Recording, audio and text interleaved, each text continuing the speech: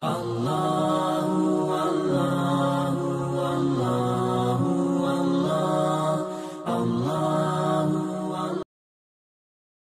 kita melanjutkan kembali pembahasan tafsir dan tadabbur kita masih pada ahsanal qasas, ya, sebaik-baik kisah di dalam Al-Qur'an, atau salah satu kisah terbaik di dalam Al-Qur'an, kisah ya Nabiullah Yusuf alaihi salam bersama saudara-saudaranya dan bersama ayahnya Nabi Yakub alaihi wassalam.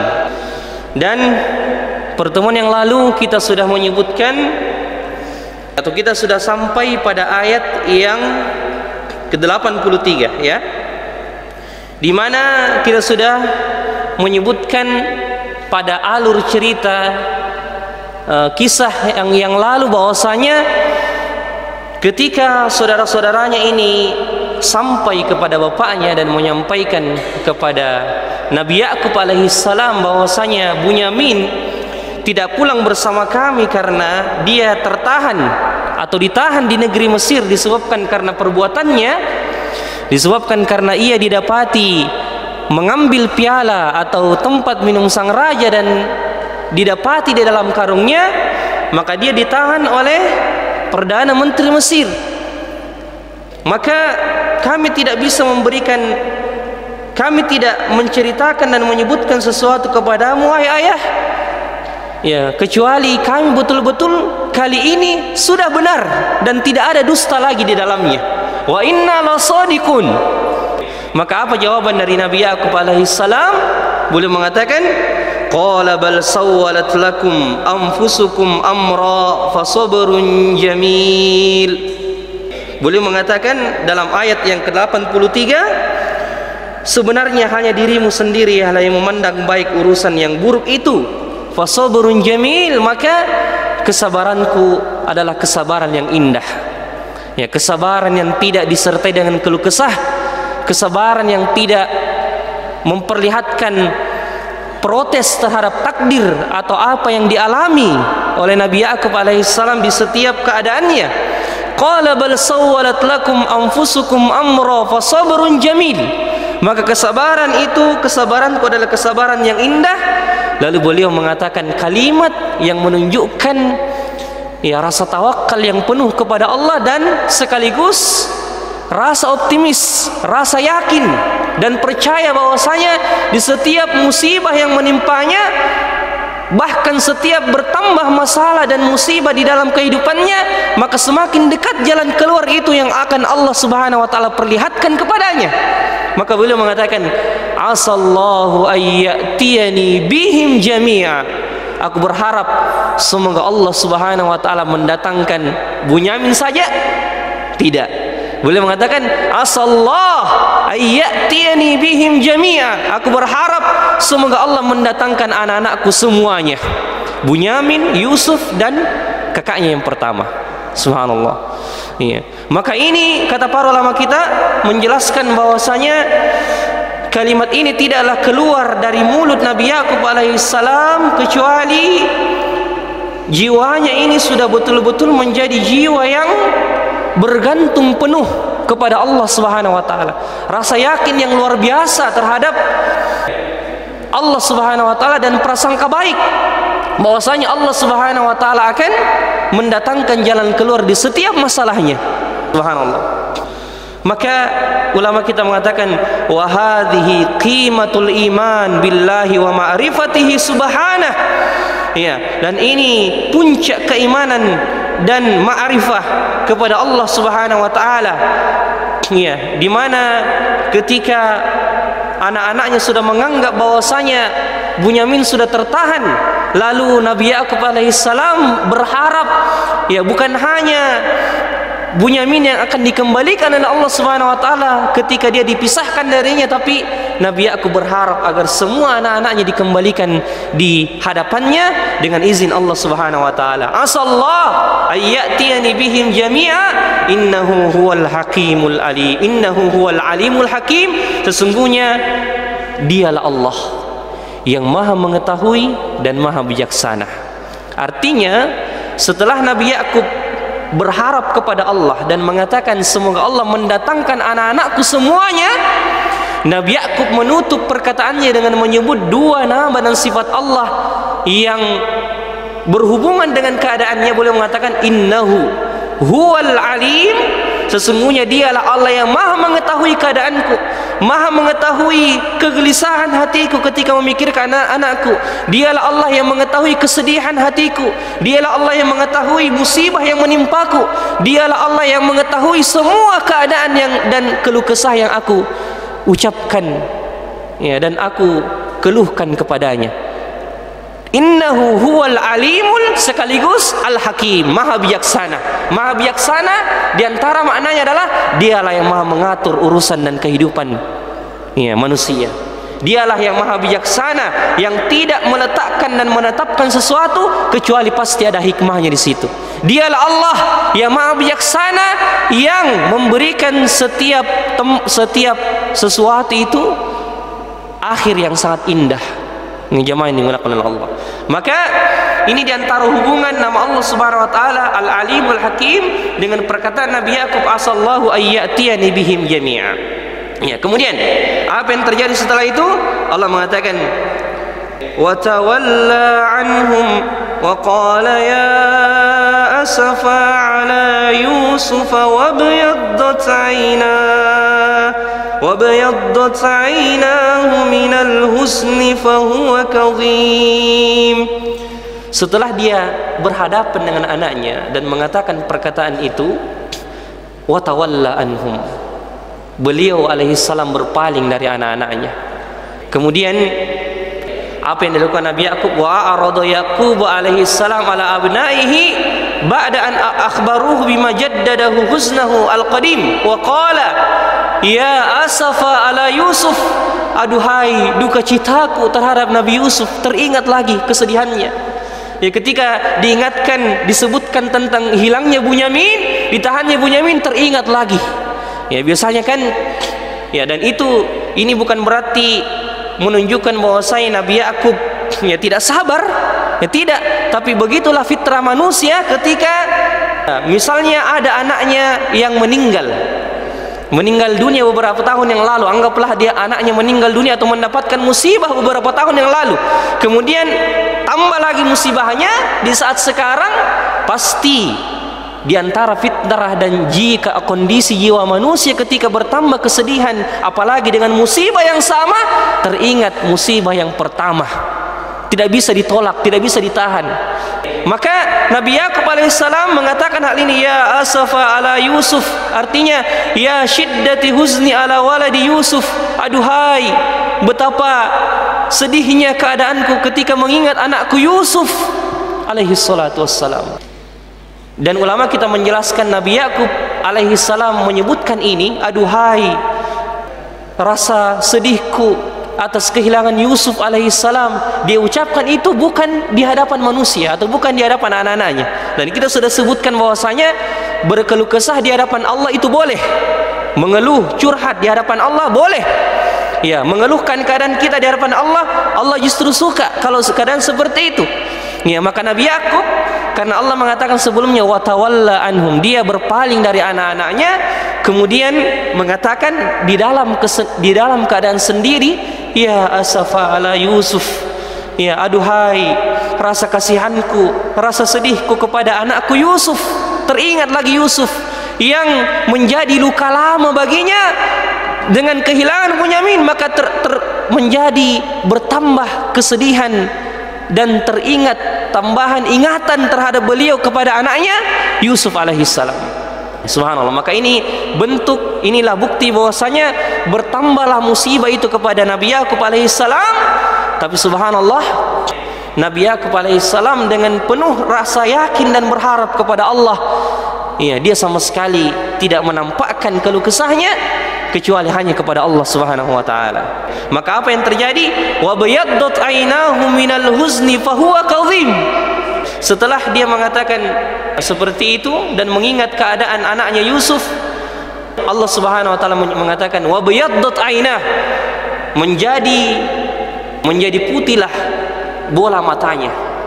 yang ditafsirkan oleh ulama tafsir. Di antara ulama tafsir menafsirkan bahwasanya maksud dari memutih bola matanya, dia menjadi buta disebabkan karena kasratul buka, banyaknya menangis, disebabkan karena teringat selalu dengan Nabi Yusuf alaihissalam. Ya, menjadi butalah matanya. Wa bayaddat ainahu minal huzni, karena kesedihan dan banyaknya menangis mengingat apa?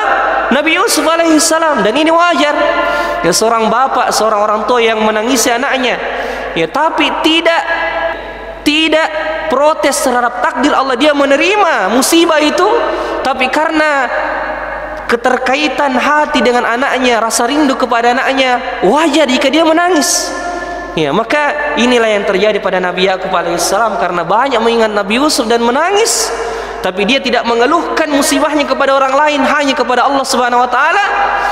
Maka inilah kondisi Nabi Yakub alaihissalam, ya, yang Allah Subhanahu wa taala ceritakan, di mana dia sudah berada pada puncak musibah itu, sudah berada pada puncak penderitaan itu, sampai-sampai memutih bola matanya dan akhirnya menjadi buta.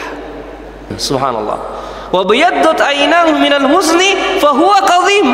Kadhim artinya dia menyembunyikan semua rasa gelisah, penderitaan yang dia alami.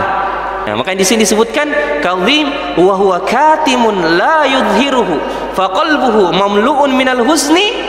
Hatinya sudah dipenuhi dengan rasa sedih, rasa kasihan, tapi dia sama sekali tidak tampakkan, ya, kepada manusia. Tapi bagaimanapun dia menyembunyikan ini, anaknya bisa membaca.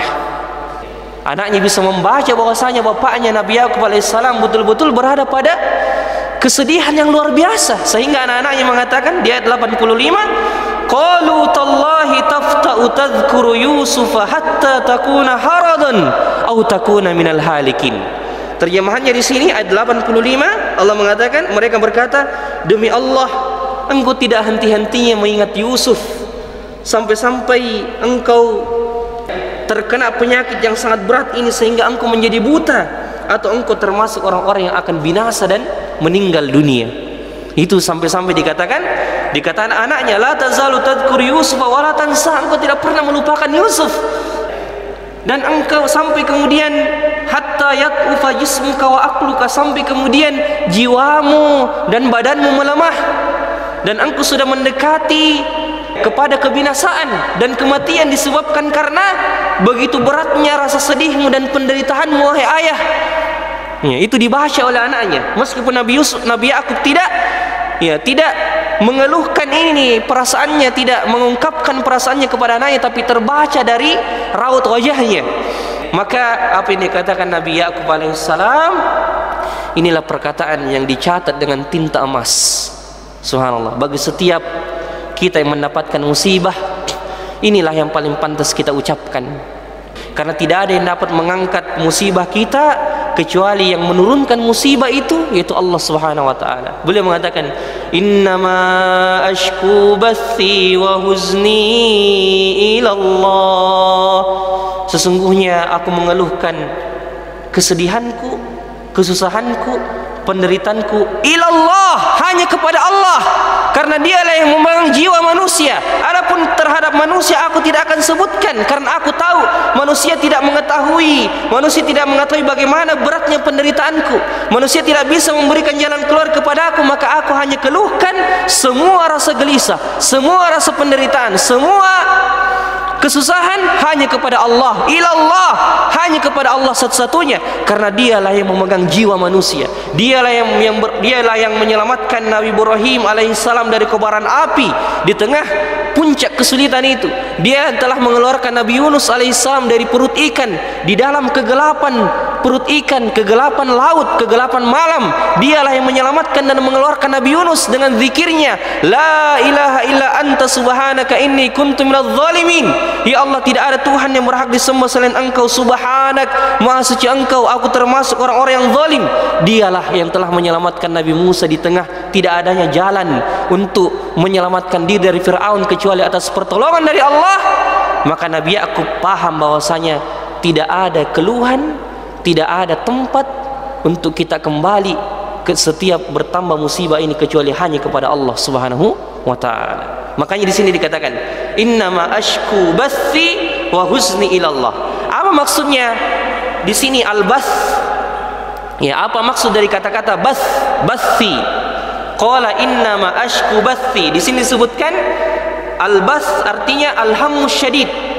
Ya, al-bath artinya kegelisahan yang luar biasa, puncak kegelisahan, yang dimana kalau orang sudah berada pada puncak kegelisahan maka akan melahirkan at-tafkiru fi syai'il musi. Maka ketika orang berada pada puncak kegelisahan memikirkan sesuatu sampai dia gelisah, berarti dia memikirkan sesuatu itu akan mendapatkan keburukan. Jadi inilah yang dialami Nabi Yakub alaihissalam, dan ini bukti juga bahwasanya para nabi tidak mengetahui sesuatu yang gaib, hanya Allah Subhanahu wa taala yang membuktikan bahwasanya Nabi Yakub alaihissalam pada yang membuatnya gelisah. Andaikan dia tahu bahwasanya Nabi Yusuf masih hidup atau Nabi Yusuf masih dalam keadaan dia sudah menjadi perdana menteri, pasti hatinya menjadi tenang. Tapi ini bukti bahwasanya Nabi Allah pun tidak mengetahui sesuatu yang gaib. Cuman ada sesuatu yang dimiliki oleh Nabi Allah dan para wali-wali Allah yang soleh yang tidak dimiliki oleh manusia-manusia yang lain. Apa itu? Husnudzanni billah, prasangka baik kepada Allah Subhanahu wa taala. Di tengah keadaan yang mungkin membuat manusia sudah putus asa, di tengah keadaan yang dimana tidak ada lagi, sudah jalan buntu ini, tidak ada lagi jalan keluar, tapi orang yang yakin bahwasanya Allah lah yang mengatur segala kehidupan dan alam semesta ini, diantara namanya Al-Mudabbir, yang mengatur alam semesta dan segala urusan di permukaan bumi ini, dialah juga Al-Latif, maha lembut, maha kasih sayang, yang ketika dia menguji kita, dia juga memasukkan rasa kasih sayang di dalam musibah dan ujian yang manusia itu hadapi. Jadi kita harus yakini ini, ikhwas sekalian, jamaah sekalian. Bagaimanapun besarnya musibah yang dialami seseorang, pasti di tengah-tengah musibah itu pasti ada saja nampak kelembutan dan kasih sayang Allah kepada manusia itu. Contoh, seorang manusia yang misalnya anaknya tertimpa penyakit hingga anaknya harus dioperasi, anaknya harus dibawa atau dirujuk ke rumah sakit yang lebih besar atau lebih lengkap peralatannya, sehingga banyak dana yang dikeluarkan. Tapi diantara pengaturan Allah Subhanahu wa taala dan kelembutannya serta kasih sayangnya terhadap orang yang tertimpa musibah ini, dia mungkin memiliki teman-teman yang mungkin dia tidak minta bantuan kepadanya, tapi dengan kasih sayang dan kelembutan Allah Subhanahu wa taala, Allah menggerakkan semua hati teman-temannya, hati saudara-saudaranya, hati keluarganya untuk menghibur dia, memberikan dia bantuan berupa materi, memberikan dia bantuan berupa doa. Bukankah itu semua kelembutan dan kasih sayang Allah Subhanahu wa taala kepada kita? Dia mungkin mendapatkan musibah berupa sakitnya anaknya, tapi masih ada teman-teman yang menghiburnya, masih ada teman-teman yang membantunya dari segi fisik maupun materi, masih ada teman-teman yang mendoakan, ya Allah sembuhkanlah anaknya saudaraku, ya Allah berikanlah kebahagiaan kepada saudaraku, sehingga ketika dia bertemu dengan saudaranya hatinya menjadi lapang dan tenang. Bukankah ini sebuah nikmat ketika kita mendapatkan musibah? Makanya jangan memandang musibah itu pada satu sisi saja. Fa'ammal insanu idza mabtalahu rabbuhu fa'akramahu wa na'amahu fayaqulu rabbi akraman. Adapun manusia yang kafir, kata Allah, di antara ciri manusia yang kafir, ketika dia mendapatkan nikmat dan mendapatkan kelebihan harta, fayaqulu rabbi akraman, dia menganggap bahwasanya kelebihan harta yang Allah berikan kepadanya bentuk Allah memuliakannya, padahal kalla, sekali-kali tidak. Wa amma idza mabtalahu faqadara alaihi rizqahu fayaqulu rabbi ahanan. Adapun ketika disempitkan rezekinya, diberikan kesempitan, diberikan kesusahan, dia mengatakan, Allah telah menghinakan saya, Allah telah menjatuhkan saya, Allah telah menyiksa saya. Tidak. Boleh jadi, akhi, itu merupakan bentuk Allah Subhanahu wa taala memuliakan dan mencintai kita. Subhanallah. Maka Allah, Nabi Yakub, perhatikan kalimatnya di sini, kalimat yang ditulis dengan tinta emas. Innama ashku bathi wa huzni. Apa artinya huzni? Huzni artinya kalau dia diterjemahkan kesedihan. Tapi sebagian ulama tafsir menafsirkan di sini maksud dari kata-kata al-huznu atau al-huzni di sini adalah al-asafu ala fa'id, kesedihan terhadap sesuatu yang telah lewat atau yang telah hilang darinya. Ya, itu maksudnya al-huzn. Jadi bathi wa huzni, bathi artinya kegelisahan atau puncak kegelisahan yang membuat dia memikirkan sesuatu yang tidak yang buruk, datang pikiran-pikiran buruk itu. Kemudian al-huzni, kesedihan terhadap sesuatu yang telah lewat atau yang telah hilang darinya. Maka Nabi aku mengatakan, innama ashku bathi wa huzni ilallah wa a'lamu minallahi ma la ta'lamun. Dan aku mengetahui tentang Allah terhadap apa yang kalian tidak ketahui. Ya, ketika anaknya mengatakan, wahai ayah, sesungguhnya kami melihat engkau ini sudah hampir saja binasa karena terus mengingat Nabi Yusuf, terus mengingat saudara kita Yusuf. Ya, engkau sudah hampir saja mati gara-gara mengingat Yusuf terus menerus. Tapi apa kata Nabi Yakub alaihissalam? Innama ashku bathi wa huzni ilallah. Lalu ditutup dengan kalimat wa a'lamu minallahi ma la ta'lamun. Dan aku mengetahui dari Allah apa yang kamu tidak ketahui. Apa maksudnya kalimat ini? Aku mengetahui apa yang tidak kalian ketahui dari Allah. Apa maksudnya kalimat ini? Berkata sebagian ulama kita, maksud dari kalimat Nabi Yakub alaihissalam, dan aku mengetahui sesuatu yang tidak kalian ketahui, beliau mengatakan, seorang ulama tafsir yang bernama Ibnu Atiyah mengatakan dalam tafsirnya, ini menunjukkan ketika Nabi Yakub alaihissalam mengatakan, dan aku mengetahui sesuatu yang tidak kalian ketahui tentang Allah, ini menunjukkan husni dhannihi billah, menunjukkan prasangka baiknya kepada Allah Subhanahu wa taala.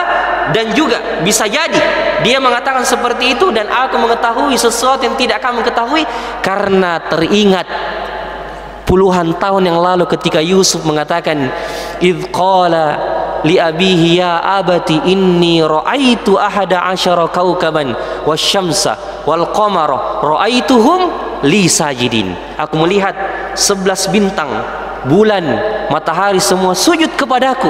Dan Nabi Yakub mengetahui tafsir mimpi. Dan Nabi Yakub kita sudah sebutkan ketika Nabi Yusuf menceritakan pada saat kecilnya Nabi Yusuf mengatakan bahwasanya aku melihat mimpi ini wahai ayah. Nabi Yakub membaca bahwasanya anak ini akan menjadi orang yang besar di kemudian hari. Maka dia mengatakan kepada anak-anaknya, ketika anak-anaknya mengatakan engkau hampir saja binasa disebabkan engkau teringat selalu kepada Nabi Yusuf alaihissalam, maka dia mengatakan, aku mengetahui sesuatu yang tidak kalian ketahui. Artinya sudah ada harapan, ada semacam harapan yang muncul di dalam hatinya di tengah kesedihannya. Bayangkan, di tengah kesedihannya, di tengah butanya matanya, di tengah hatinya dipenuhi dengan rasa gelisah, rasa sedih, tapi masih ada cahaya iman yang terus memberikan harapan dalam diri Nabi Yakub akan teringatnya ia pada mimpi Nabi Yusuf puluhan tahun yang lalu. Ya, artinya apa? Coba kita bayangkan, harusnya kan fokusnya Nabi Yakub di sini pada Bunyamin. Kenapa? Karena Bunyamin yang hilang di sini. Ya, Bunyamin yang hilang di sini. Jamaah sekalian. Tapi kenapa teringat dengan Yusuf yang sudah tidak ada, seakan-akan tidak ada harapan lagi ketemu? Karena ini menunjukkan sekali lagi rasa yakin yang penuh dan tawakal kepada Allah Subhanahu wa taala. Dan kita katakan Nabi Yakub termasuk orang-orang yang meyakini bahwasanya semakin bertambah musibah itu, maka semakin Allah akan memberikan harapan dan jalan keluar di setiap kesulitannya. Subhanallah. Maka teringat bukan hanya Bunyamin. Kenapa? Kalau kita mungkin bertanya, kenapa bukan Bunyamin yang disinggung pada ayat ini? Kenapa justru Yusuf yang disinggung? Kita katakan ini menunjukkan rasa yakinnya Nabi Yakub alaihissalam yang betul-betul yakin kepada Allah, dan rasa tawakal yang betul-betul tawakal kepada Allah, dan rasa yang perasaan yang betul-betul bergantung, dan sudah ada secerca harapan, istilah kita, cahaya harapan di dalam hatinya bahwasanya setelah kesulitan ini Allah akan mendatangkan jalan keluar, sehingga aku akan bertemu dengan semua anak-anakku, bukan hanya Bunyamin tapi sampai Yusuf dan juga saudara pertamanya, kakak pertamanya. Subhanallah. Maka sekali lagi maksud dari kalimat wa a'lamu minallahi ma la ta'lamun, aku mengetahui dari sisi Allah ilmu yang kalian tidak ketahui, yang Allah telah memberikan ilmu itu kepadaku, di antaranya prasangka baik dan harapan bahwasanya Allah Subhanahu wa taala akan memberikan jalan keluar pada musibahku ini. Ya, dan sehingga boleh jadi kata ulama tafsir, yahtamilu annahu asyara ila ar-ru'ya al-muntadharah, ar-ru'ya allati ra'aha Yusuf alaihi salatu wassalam. Ini bisa jadi ini kata ulama tafsir harapan dari Nabi Yakub bahwasanya mimpi Yusuf beberapa tahun yang lalu akan segera terkabulkan, akan segera diperlihatkan kepadanya bahwasanya anaknya Yusuf akan menjadi orang yang besar meskipun belum ketemu. Nah, kita bisa bayangkan belum ada tanda-tanda ketemu Nabi Yusuf, belum ada tanda-tanda ketemu, dan belum ada sama sekali usaha dari anak-anak ini untuk mencari Nabi Yusuf, tapi sudah ada harapan bahwasanya Allah akan mengembalikan Bunyamin, Allah akan mengembalikan Yusuf, dan Allah akan mengembalikan kakak pertamanya kepada saya. Semuanya akan dikembalikan oleh Allah kepada saya. Sehingga ketika Nabi Yakub alaihissalam selesai mengatakan kepada anaknya, innama ashku bathi wa husni ilallah, sesungguhnya keluh kesahku, kesedihanku, kegelisahanku, penderitaanku semuanya aku serahkan kepada Allah, dan aku lebih tahu sesuatu dari Allah yang tidak kalian ketahui. Langsung Nabi Yakub mengatakan, ya bani yadhhabu fatahassasu min Yusuf wa akhihi wa la tayasu min rauhillah innahu la yayasu min rauhillah illa alqaumul kafirun. Wahai anakku, jadi setelah dia mengatakan sesungguhnya aku mengeluhkan keadaanku, kesedihanku, penderitaanku hanya kepada Allah, dia tidak hanya bersandar pada kalimat itu, tidak cukup dengan kalimat saja itu, tapi dia membuktikan dengan perbuatan. Dia membuktikan rasa tawakalnya kepada Allah. Dia tidak hanya berpangku tangan bahwasanya biarlah Allah sendiri yang mengembalikan Yusuf kepada aku, tidak, tapi tawakal. Sekali lagi, tawakal yang betul-betul dikatakan tawakal yang benar adalah tawakal yang disertai dengan usaha. Tawakal yang disertai dengan usaha. Maka apa kata Nabi Yakub alaihissalam? Ya baniya idhabu fatahassasu min Yusuf wa akhihi wa la tayasu min rauhillah innahu la yayasu min rauhillah illa alqaumul kafirun. Wahai anakku, pergilah, carilah Yusuf alaihissalam, carilah Yusuf beserta saudaranya. Di ayat yang ke-87, wahai anak-anakku, pergilah engkau, carilah berita tentang Yusuf dan saudara-saudaranya, dan jangan engkau berputus asa dari rahmat Allah Subhanahu wa taala. Sesungguhnya yang berputus asa dari rahmat Allah hanyalah orang-orang yang kafir. La yayasu min rauhillah illa alqaumul kafirun. Jawabannya karena orang yang berputus asa dari rahmat Allah Subhanahu wa taala, dia tidak mengimani rububiyah Allah Subhanahu wa taala. Apa maksud rububiyah Allah? Dia tidak mengimani bahwasanya Allah Subhanahu wa taala yang mengatur semua kehidupan ini, yang menciptakan, yang memberikan keputusan, yang mengatur segala apa yang ada di langit dan di bumi. Dia tidak mengimani itu. Maka kalau salah satu imannya hilang tentang rububiyah Allah Subhanahu wa taala, ini tauhid yang paling utama juga. Kita harus mengimani bahwasanya Allah Subhanahu wa taala yang menciptakan, yang mengatur, yang melindungi, yang memberikan rezeki, dan Allah Subhanahu wa taala Maha Kuasa mengembalikan sesuatu yang hilang menjadi ada kembali. Allah Subhanahu wa taala Maha Kuasa menghilangkan, memberikan jalan keluar kepada kita. Kapan orang atau manusia mengatakan bahwasanya Allah Subhanahu wa taala, atau dia mengatakan tidak ada lagi, tidak mengimani bahwasanya Allah Subhanahu wa taala itu Maha Kuasa untuk mengangkat penderitaan dan memberikan jalan keluar kepadanya? Kalau dia tidak mengimani rububiyah Allah Subhanahu wa taala, maka dia seperti orang-orang yang kafir. Jemaah yang dimuliakan oleh Allah Subhanahu wa taala. Dan inilah perbuatan orang-orang kafir. Perbuatan orang-orang yang kafir. Allah taala alam, seperti itu. Ya bani yadhhabu fatahassasu min Yusufa wa akhihi wa la tayasu min rauhillah innahu la yayasu min rauhillah illa alqaumul kafirun.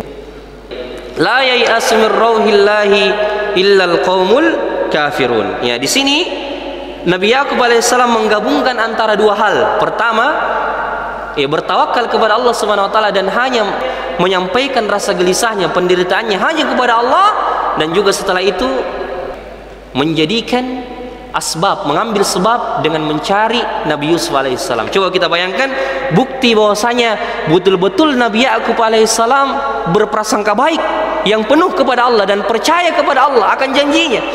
Nabi Yakub tidak mengatakan idhabu fatahassasu min Bunyamin, tidak. Tapi Nabi Yakub tidak mengatakan, wahai anakku, pergilah kalau begitu cari kabar tentang Yusuf dan bukan Bunyamin.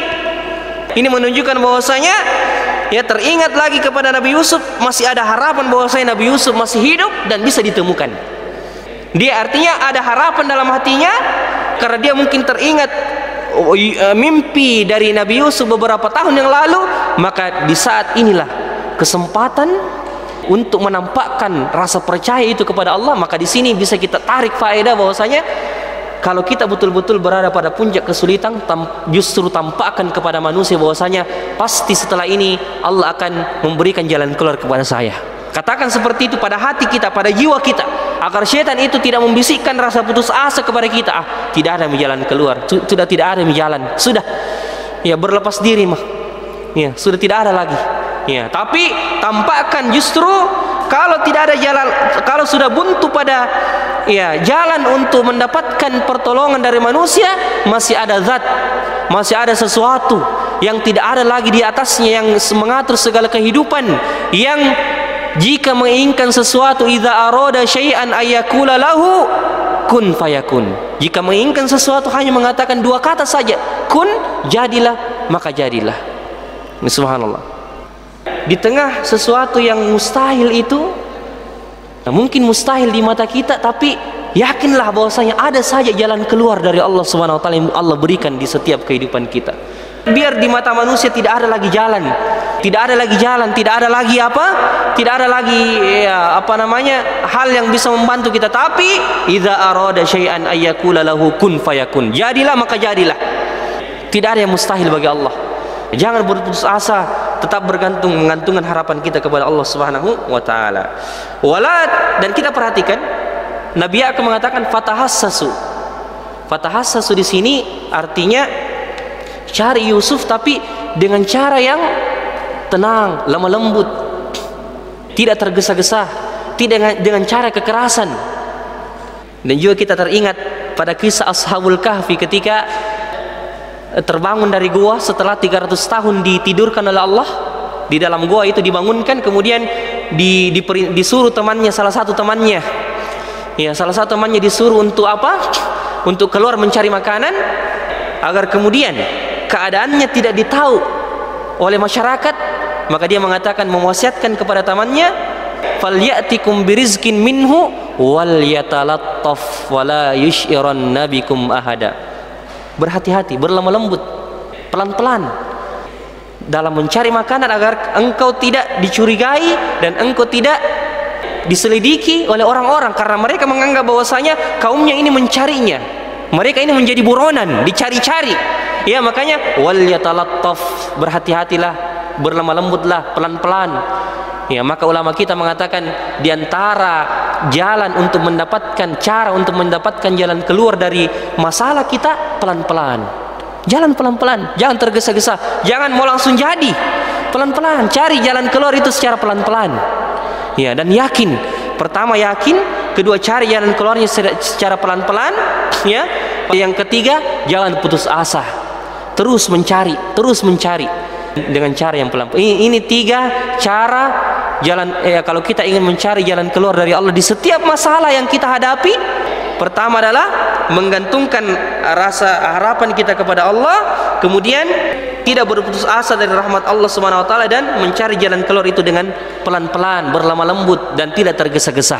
Dengan seperti itu insyaallah Allah akan memberikan jalan keluar kepada kita jamaah yang dimuliakan oleh Allah Subhanahu wa taala. Ayat yang ke-88 ini kayaknya kita tunda. Kita lanjutkan 2 pekan yang akan datang insyaallah. Ayat 88 ketika saudara-saudara Nabi Yusuf ini sudah bergerak menuju Mesir. bergerak menuju Mesir dan mencari tahu tentang Nabi Yusuf. Ya, insyaallah kita akan melanjutkannya pada 2 pertemuan yang akan datang. Mudah-mudahan Allah memberikan umur yang panjang dan kesehatan kepada kita. Ya, ini saja taklim kita pada malam hari ini. Mudah-mudahan ada manfaatnya. Subhanakallahumma rabbana wa bihamdik asyhadu an la ilaha illa anta astaghfiruka wa atubu ilaik. Akhiru da'wana alhamdulillahirabbil alamin. Assalamualaikum warahmatullahi wabarakatuh.